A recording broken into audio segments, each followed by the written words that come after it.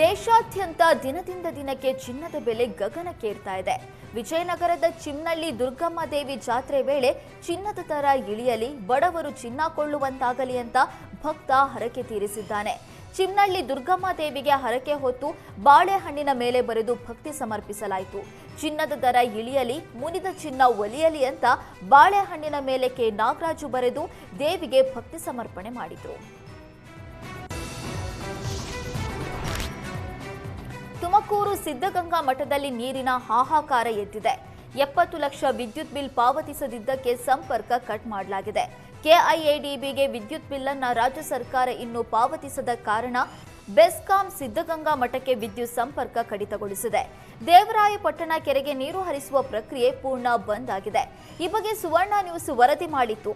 ಇದೀಗ ಎಚ್ಚೆತ್ತ ಸಚಿವ ಎಂಬಿ ಪಾಟೀಲ್ 10 ನಿಮಿಷದಲ್ಲಿ ಸಮಸ್ಯೆ ಬಗೆಹರಿಸುತ್ತೇನೆ ಅಂತ ಹೇಳಿದ್ದಾರೆ. ಕೆಐಎಡಿಬಿಯಲ್ಲಿ ದುಡ್ಡು ಇದೆ, ಬಿಲ್ ಪಾವತಿಯಾಗುತ್ತೆ, ಮುಖ್ಯ ಇಂಜಿನಿಯರ್ ಜೊತೆ ಈಗಾಗಲೇ ಮಾತಾಡಿದ್ದೇವೆ ಅಂತ ಹೇಳಿದರು.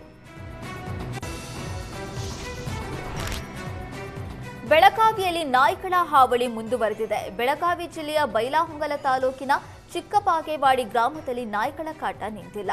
ಗ್ರಾಮದ ನಾಗಪ್ಪ ಕೆಳಗೇರಿ ಎಂಬ ವೃದ್ಧನ ಮೇಲೆ ಸಾಕು ನಾಯಿ ದಾಳಿ ಮಾಡಿದೆ.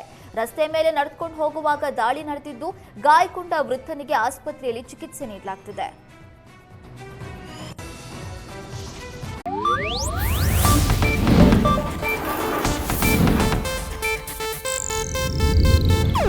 ಇದು ಏಷ್ಯಾನೆಟ್ ನ್ಯೂಸ್ ನೆಟ್ವರ್ಕ್ ಪ್ರಸ್ತುತಿ.